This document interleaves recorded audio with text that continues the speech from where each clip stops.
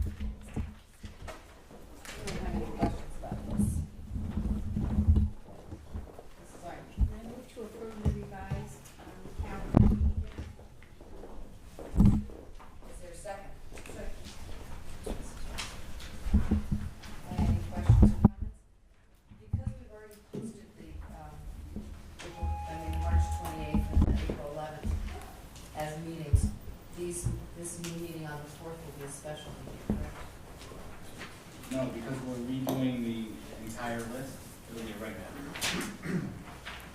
Are we allowed to do that midway? Yeah. Okay, I thought we had to submit it to the town a year in advance, No, for the whole year. no, we just do that as a courtesy. It'll be listed as a regular meeting. I'm sorry? Other boards and commissions don't have the option to revise special. Yeah. I Is think- that something in I the, think it is. You might want to well, if check it's on in, then I know from state law, you don't have to do it, but if it's a charter, then, that. Yeah, you alright, might I'm want to gonna check check on then. that. I Let me, mean, we can approve the concept of making the changes, the only thing is that the new board meeting on April 4th would have to be considered a special meeting if that is in the. I need to do a little research on that. All right, all those in favor? It's unanimous. Okay, 7.2, reports from voted liaisons regarding attendance at organizations and committee meetings. Anyone have any reports to give? Mrs. Bajor?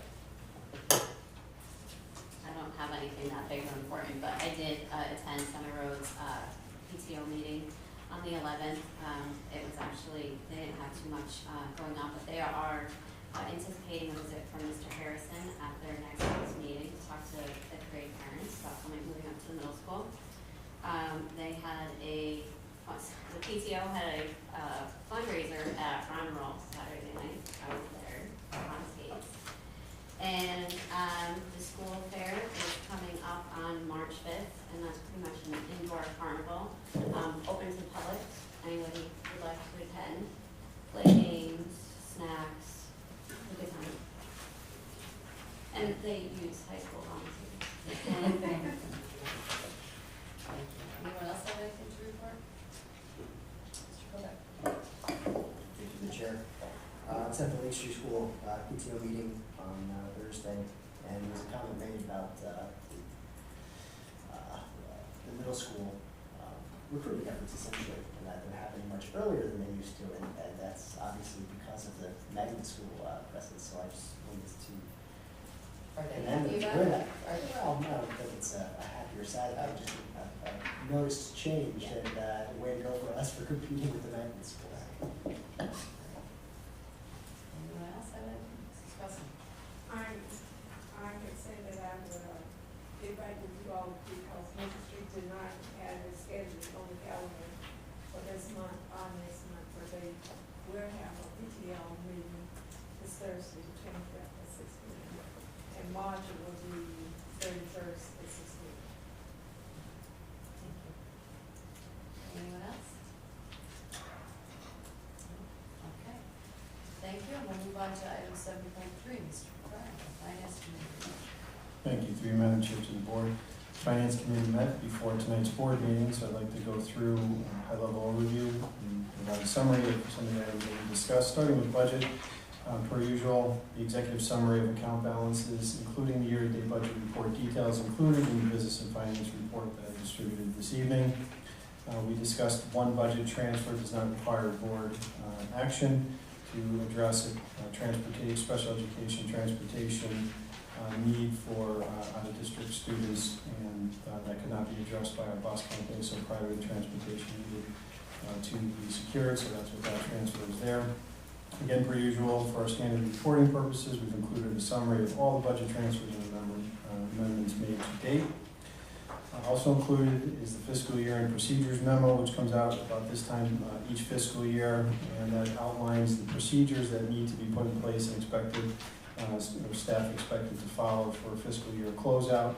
We begin planning now so that we'll know where we're going to be with a high degree of confidence and be able to come back to the board and share that data with you.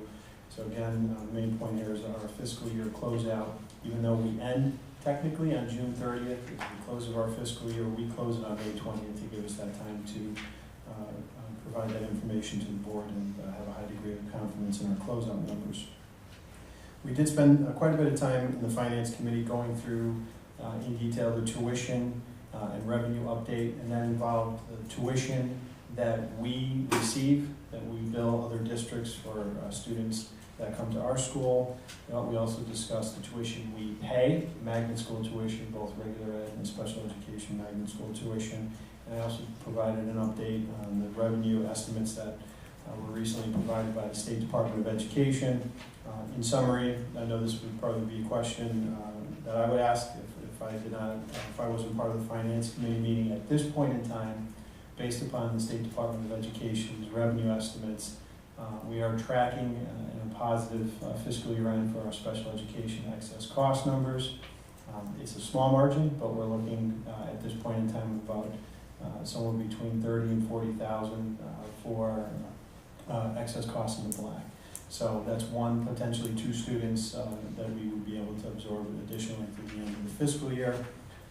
As of now, and you'll see it in the memo, the state has provided us with reimbursement figures based on 80%, but they make it very clear in bold text that it's probably going to be more like 75 or 70%. So the good news for us is we've budgeted at 70% reimbursement, so that puts us right on track. We did also discuss the status of our health insurance. At this point in time, we have not locked in any health insurance. We currently have Connecticut. Connecticut has an offer on the table for a no bid request for us at the 6%, but as discussed in finance in a little bit more detail, we are working together with the town and looking at our current experience ratings for the town and the board, which are both improving. We felt it's in our best interest to put the insurance out to bid, and so we're waiting for the final numbers to come in. So the bottom line is our worst case scenario will be 6%, so that'll keep us on budget for next year. Best case scenario, it could be a point or two lower, and every point lower is about $54,000, $55,000 reduction to our health insurance line item. So more to follow about that the next finance report. Question? As a heads up for the next business and finance report, and for Finance Committee meeting, we will have our annual grant report presented by our grant writer and Finance Committee. Regional efforts, there's a summary of all the regional efforts. Bob's allergic to the finances.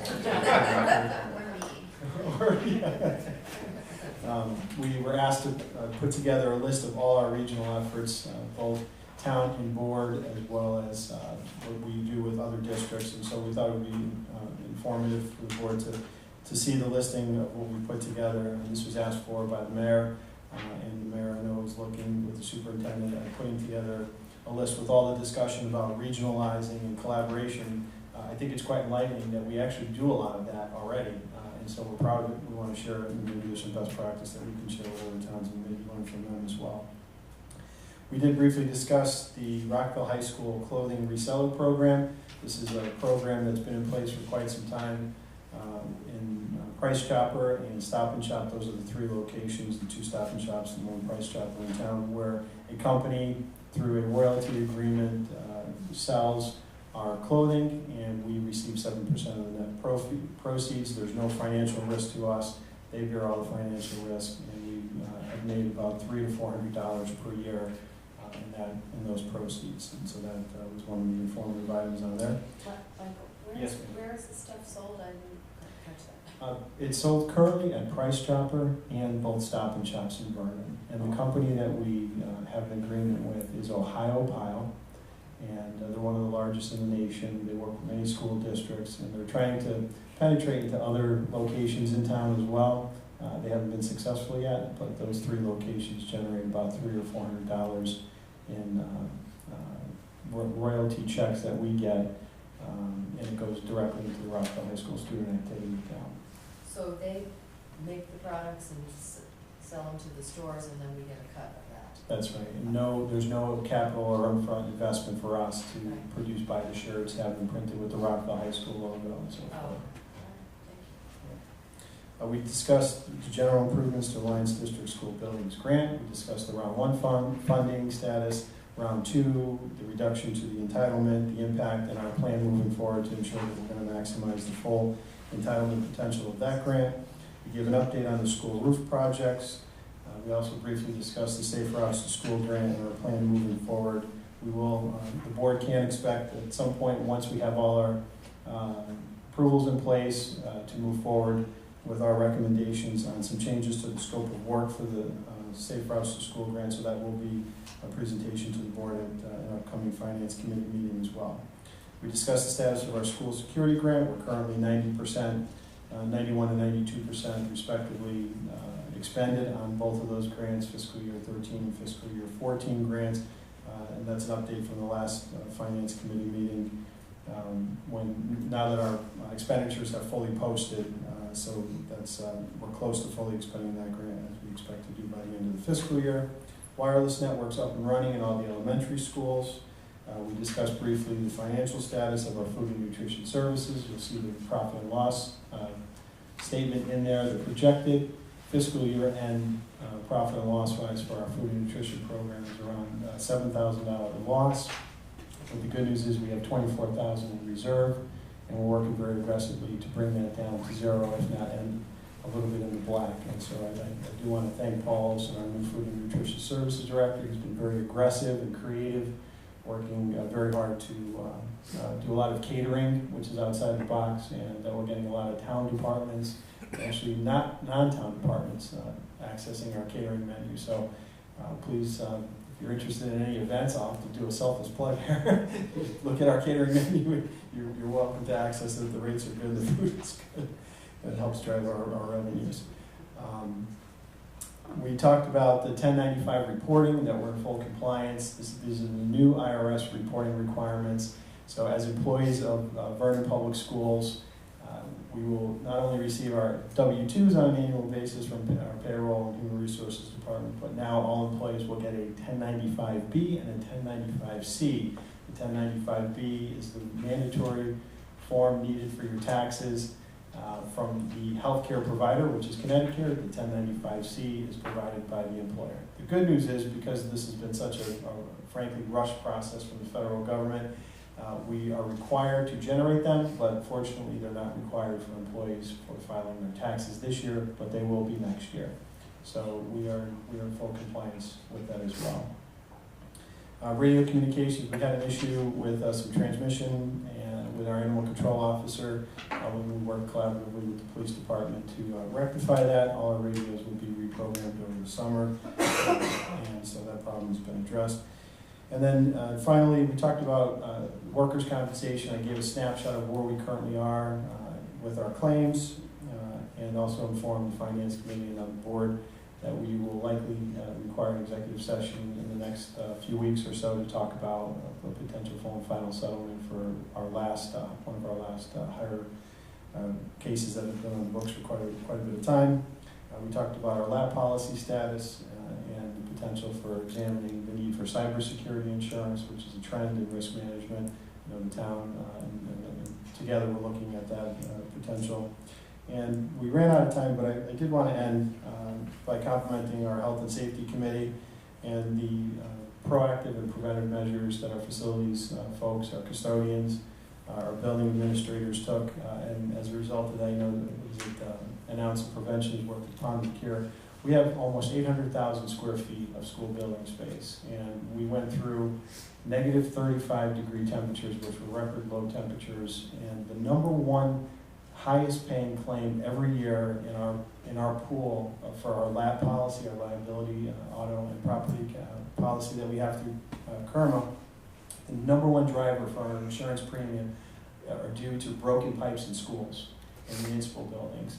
And so I'm really pleased to report that we did not have one claim, we did not have one issue related to the cold.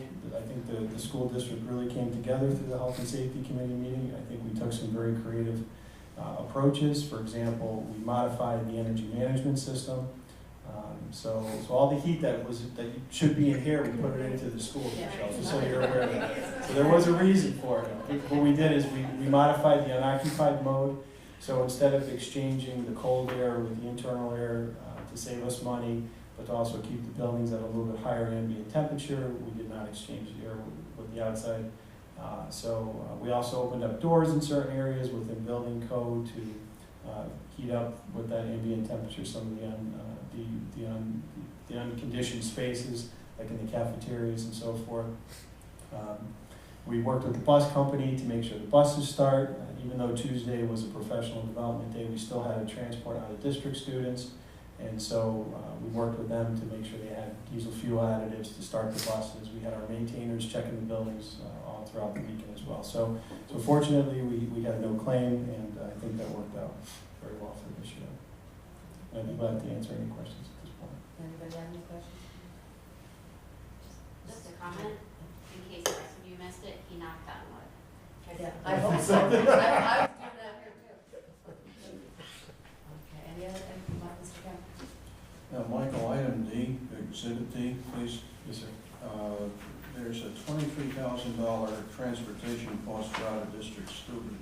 Could you clarify, is that a student that came to us mid-year?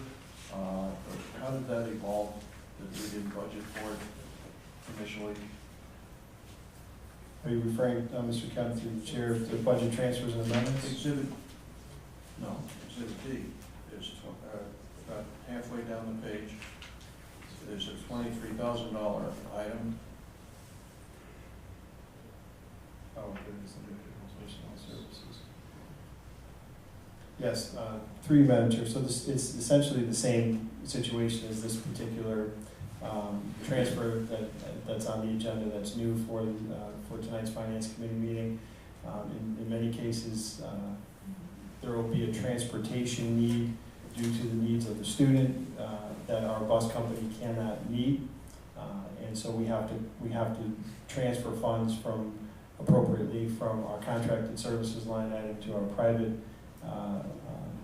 transportation services line item to hire somebody other than First Student to provide those transportation needs for our students. But wouldn't we have known that up front at the beginning of the budget?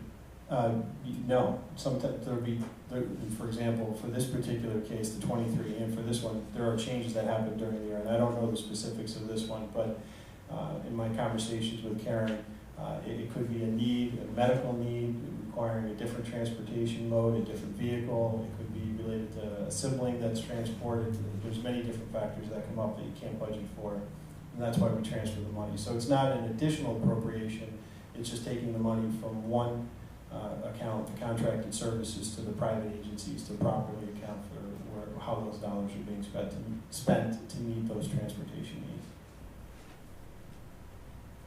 All right, thank you. Further up on the page, there's a $41,000, 615 study hall monitor should have been budgeted to salary, etc. So I believe it's a second item. Is that more than one person, or does that constitute one person? Through Madam Chair, that is one person. Thank you. And further, it's probably part of Exhibit F, where you have the magnet school tuitions. On the far right-hand column, there are credits. Would you clarify the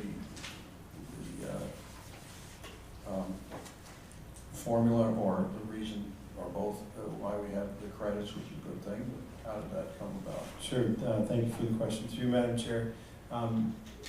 First, if I may, let me answer your question directly and then just talk about the format. Mr. Testa and his assistant Ellen have taken a very aggressive approach to looking at our magnet school tuition in both the way we process our payments with the business office, and also in trying to bring back these students into our district. And so those credits are students that have come back to our school district that we no longer anticipate having to pay that tuition. So by way of process, when a student goes to magnet school, we encumber the full amount of tuition for payment, and that's what's expected for us to expend throughout the course of the year. When those students come back, you'll see a credit in the right-hand column addressing a prorated credit for the tuition that we don't expect, or we will not be expending for this fiscal year. So those are students that are coming back to district. At this point in time, we have almost $10,000 in magnet school tuition credit based upon students returning to Vernon that were originally slated to go to magnet school. But how does that work with the losing institution? Do they readily agree to our credit request, or how does that play out? Mr. McCary's laughing because we had this conversation when he started.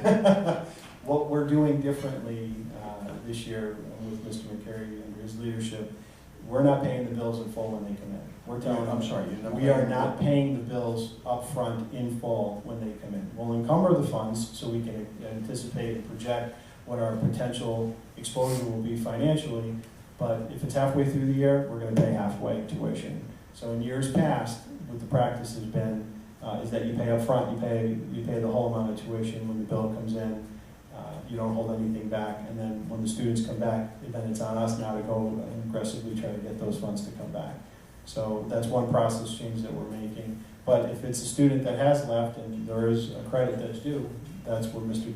Testa gets on the phone, starts making phone calls to the different schools where these students are coming back, and that's how we get these credits back on our books. Oh, I like it. It's a lot better that they're chasing us and then for the money. Okay. Because I don't think they were very forthcoming, were they, when these credits might have been paid to us. All right. Thank you. Look. If I may ask a question about the same report to the chair, Yes. which I don't know if Mike or Bob, you would know this. Do you happen to know, because we were actually talking about Two Rivers Magnet Middle School, what the breakdown of grades 6, 7, and 8 is at that school? Because I believe we have a significant number of 8th graders there, right? Do you know? I don't know offhand, but I could certainly find those numbers for you.